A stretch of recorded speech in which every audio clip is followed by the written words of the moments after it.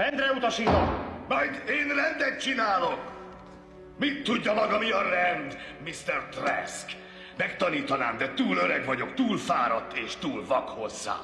Ha mindez 5 évvel ezelőtt történik, a lángszórómmal csinálta volna itt rendet!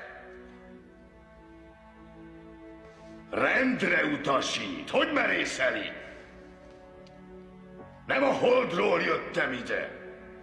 Régebben még láttam. És volt mit látnom.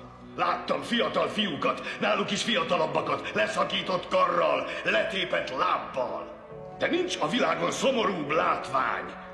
Egy megcsonkított léleknél, a lélekre nem létezik protézis.